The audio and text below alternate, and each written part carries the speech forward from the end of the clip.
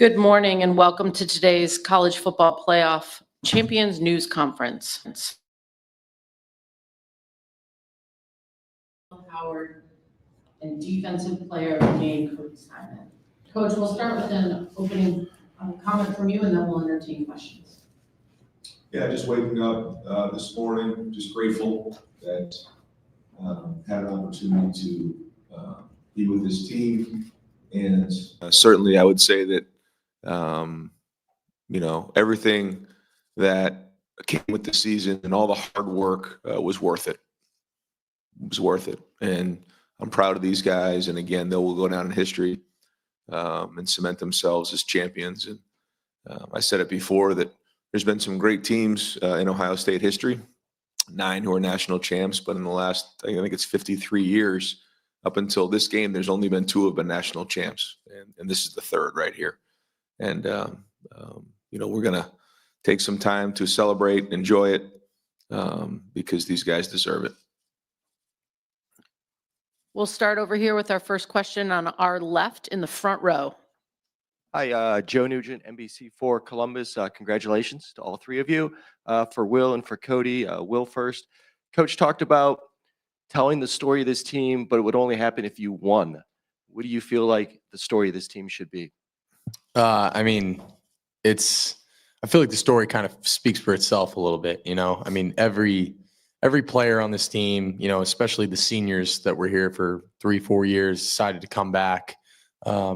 Each and every single one of those guys have a story. We collectively, get to tell this story of this season, because there were ups and downs, there were trials and tribulations, and, ultimately we're able to overcome them and win the big one at the end.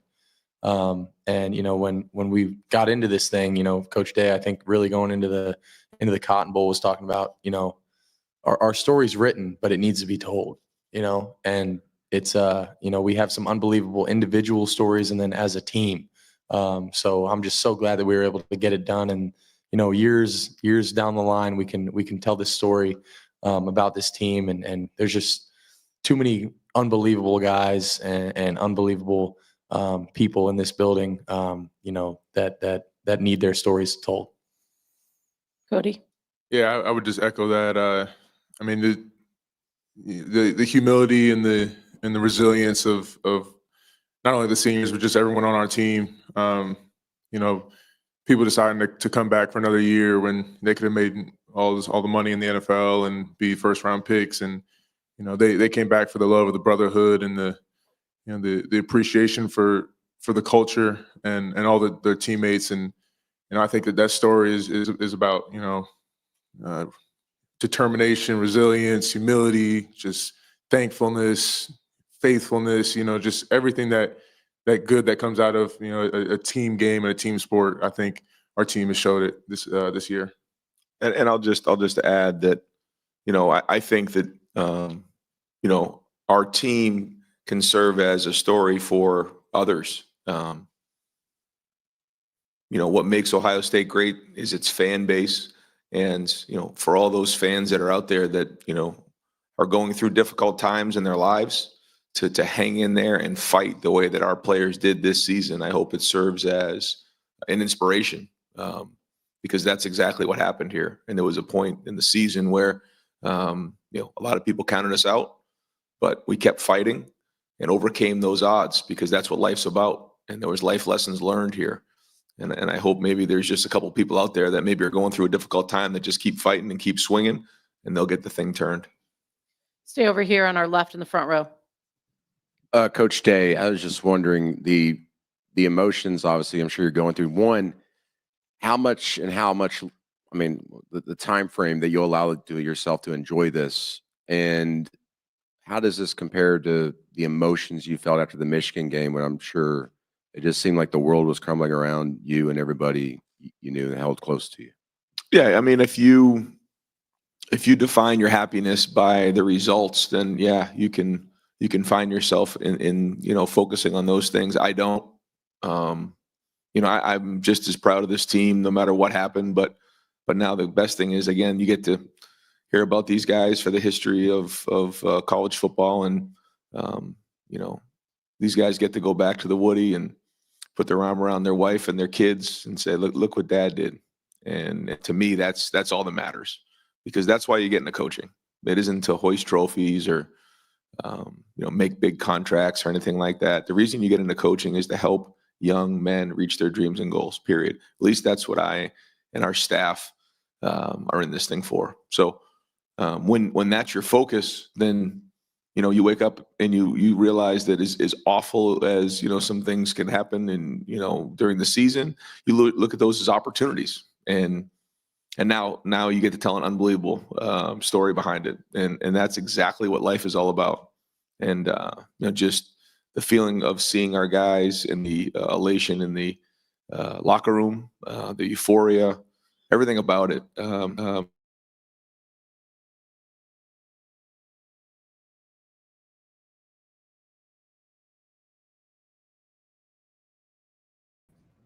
I think it's easy to say, or not easy to say, I guess, but it can be argued that this was the best run in the history of college football. To go play at home against Tennessee was a very good team. Then go to Oregon, the #1 team in the country, and win that game at the Rose Bowl the way we did. And then beat Texas in Texas, which that was a road game. I don't care what anybody says. That was a road game. It was a very difficult game. And then play a really good Notre Dame team like this. I think in the history of college.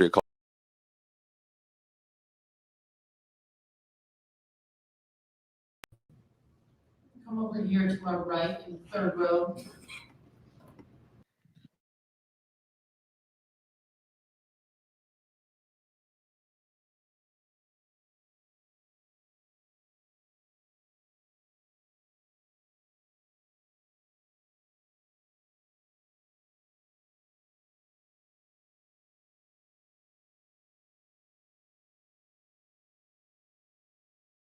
What he did this past year, and the unselfishness and the play. I mean, he went from guard to tackle. He became one of the best tackles in the country. Like,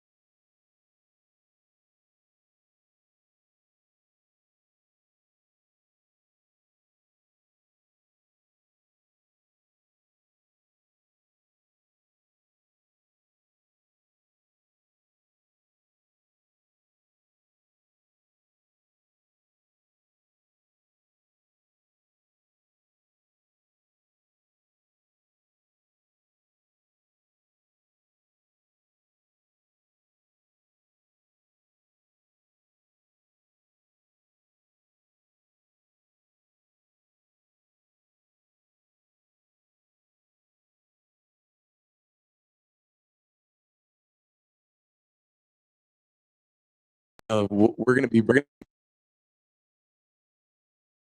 for life. You know, it's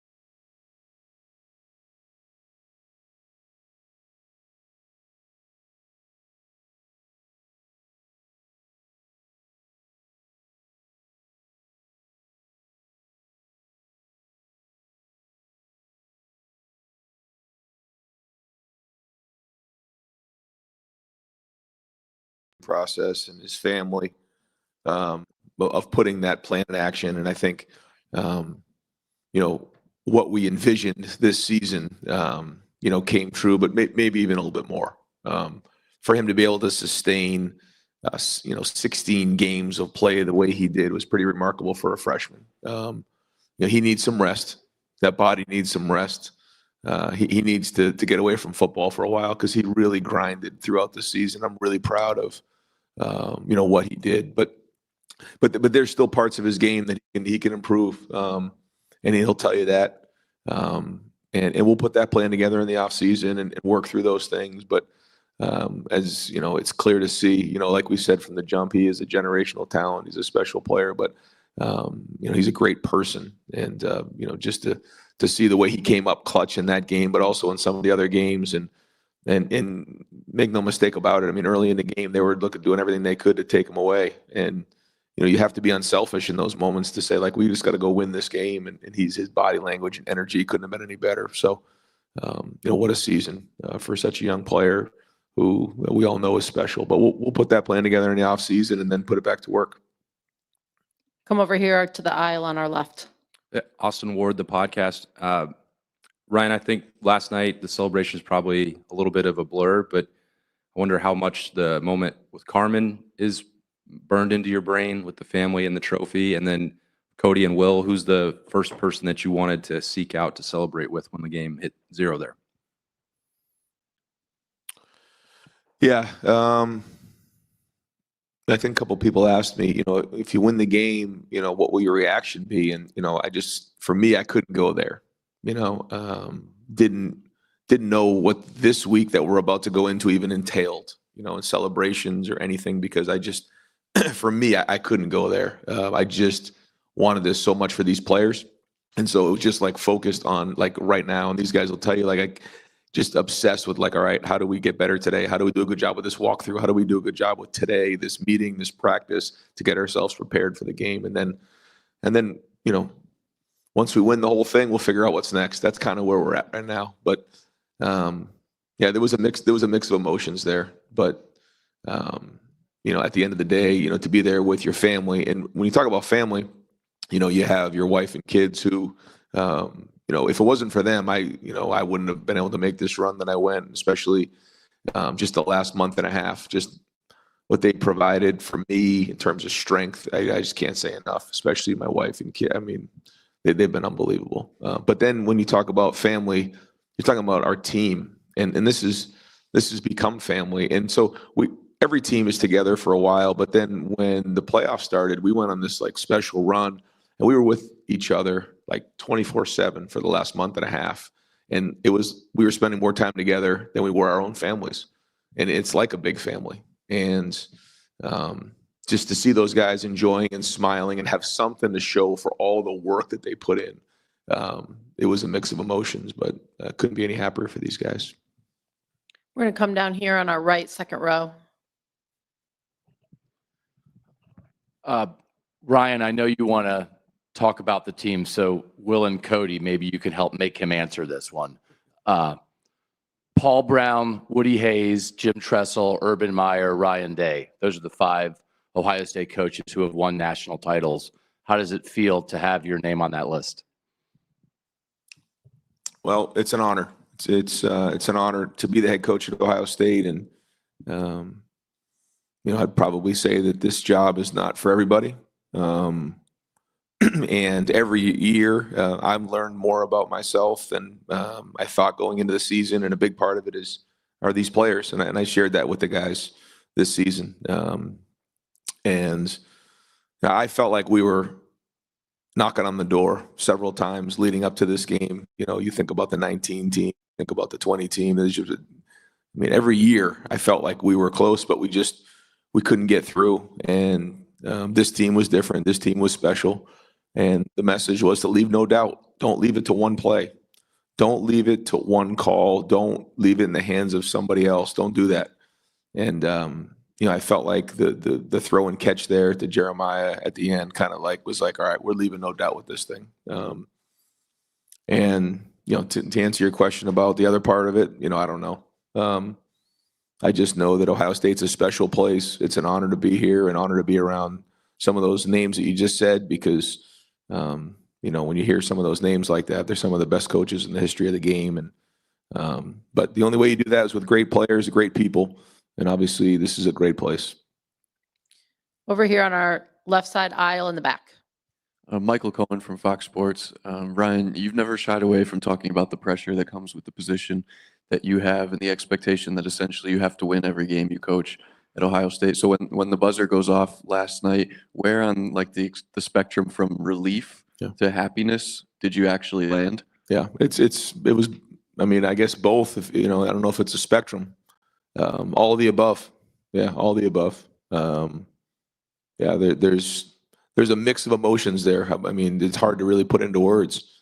But yeah, you just want to, let out a scream. I threw my headset. I don't know where that came from. I look back and I forgot I even did that. I don't know what that reaction was, but it was just, I guess whatever you're talking about, jubilation, relief, but more importantly, happiness for these guys. Happy, when you say happy for your family, this is the family right here. This is it. But also for my wife and kids, I think for all of these guys now, they can have some peace. And to me, that's important. We're going to come over to the right-hand side on the aisles. Joey Kaufman, Columbus Dispatch. For Ryan, with winning the national championship means your staff is likely to be in demand, and you've made changes in the past, seen changes in the past. What's your level of confidence in having continuity with your staff, and including Jim Knowles? I just think there should be great opportunity for all these guys, and we'll work hard to make sure that they have opportunity here at Ohio State. But if they have opportunities to go other places and do other things, then that's part of the reward of winning a championship. And we'll put this next group of guys together and figure it out, because these guys deserve opportunity for what they've done. This coaching staff has done an unbelievable job, and there's a lot of guys in different positions, and whether it's promotions or whatever it might be, they deserve those things. And I'll start quickly with the coordinators. Jim, I think he's the best defensive coordinator in the country. Does an unbelievable job. Did an unbelievable job throughout the season. His staff, Tim and Larry. Again, you could talk about James, McArary, and then their entire staff.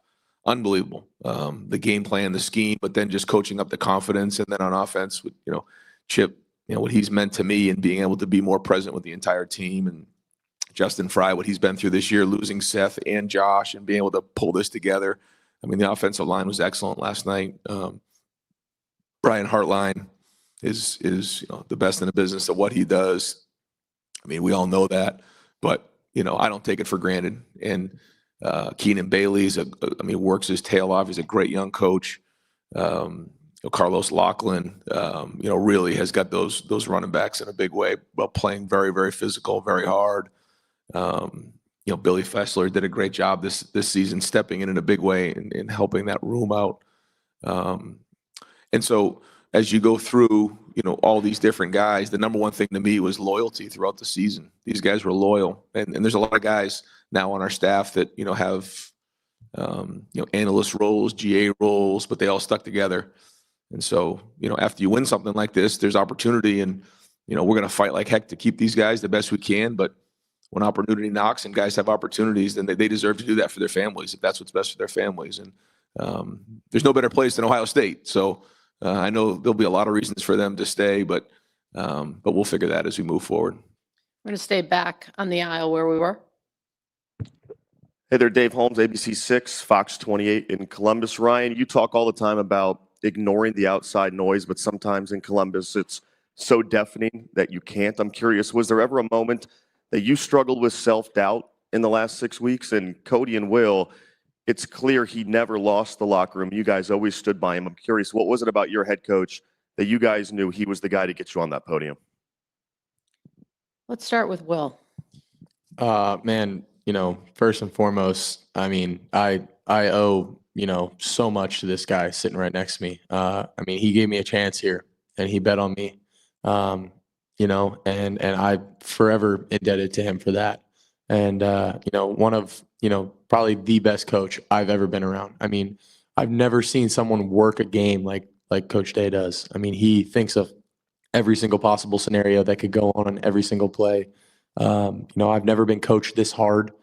I knew I was going to get coached hard, and that's what I needed. I needed that. And, if it weren't for me coming here to Ohio State and getting developed by Coach Day and Coach Kelly and Billy Fessler and Riley and all the guys in that room, man, I really wouldn't be the player that I am right now. And I think that, coming here was just an unbelievable opportunity for me. And Coach Day, I mean, we all knew it.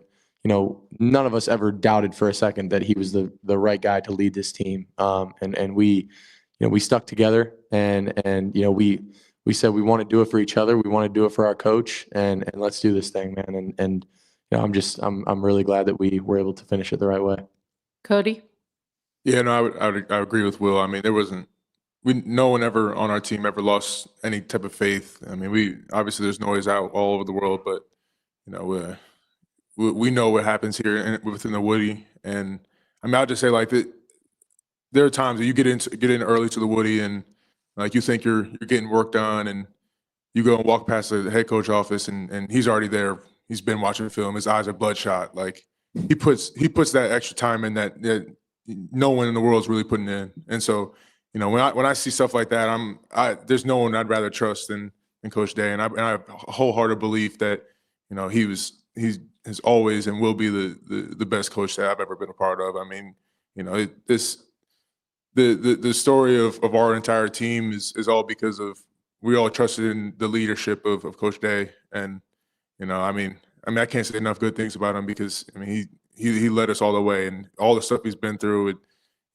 He talks about he's going to talk about self-doubt, but no one ever doubted him on our team. I mean, and within the Woody, it was always the Woody versus the world. So, we'll stand by that. Yeah, some people might have doubted, but we didn't, and I didn't. I knew it all along, and a lot of things get said and a lot of things get written, but that never affected us. It never flinched, and these guys never flinched. They never frayed at all. They stuck together. It actually brought them together more, and yeah, this is a special group of guys, and just the loyalty, and that's it. That's it. I always, wanted to be the hardest working guy in the building as the head coach and lead that way. And then, care and love these guys the best I possibly could and focus on the process, not the results. And, weather some storms along the way and then go from there. But that's it. And yeah, there's nobody in that Woody that really ever doubted each other. And we just kept pushing. And now you're seeing the results of that. Over here on our aisle. Paris McGee Jr., Yardbarker. Coach Day, what would you say was the difference maker between this team and previous teams that you have coached in the past? You have had a number of talented guys that came through your program, but it was this team that won the national championship title with arguably the greatest run in college football history. So as a head coach, what would you say was the difference maker between this team and those previous teams? Yeah, that's a great question. I think it's experience. Yeah. This is an experienced team. They played a lot of football. And when you look at the maturity of our team, we were able to physically sustain 16 games, mentally sustain 16 games, and then emotionally sustain 16 games. And I think in the end, that was the difference. We're going to go right down here to the front. Tim May, LettermanRow.com. For Will, few people get that feeling to just sit back there and rock and throw a ball in a clutch moment like you did last night to drop the dime, as I like to say, as you well know. But you came here with the idea of improving yourself for the NFL draft also. I mean, you talked about that last spring and stuff. And then for Coach Day to follow up on that, coming back to my question of Will, does he think he's done that? But you used to help pick quarterbacks for the NFL, Coach Day. Where do you rate this guy now? My man, Tim, man, I appreciate you, man. You're the man, dude. You're the man. No, man, I coming here to Ohio State, I felt like going into last year, coming into this year, really, I didn't feel like I was in, the best place I felt like I could put myself in the draft. And I felt like, I wanted another shot at it. And I felt like, coming here to Ohio State was the best opportunity I had to better my chances, at the next level. And I'm to be honest with you, I'm not thinking about that right now. I'm just so ecstatic that we won this thing. We're able to do it with my brothers. We'll worry about that when it comes up probably in the next week or so. But I've been developed here like I've never been developed before. I've been pushed. I've been coached. I've been nitpicked. To the point where I've gotten so much better here. And that's a credit to Coach Day and Coach Kelly, again, Billy Fessler, all these guys for investing a lot of time into me. And, we'll worry about the NFL, whenever that comes up. But I'm I'm so glad we got this one done.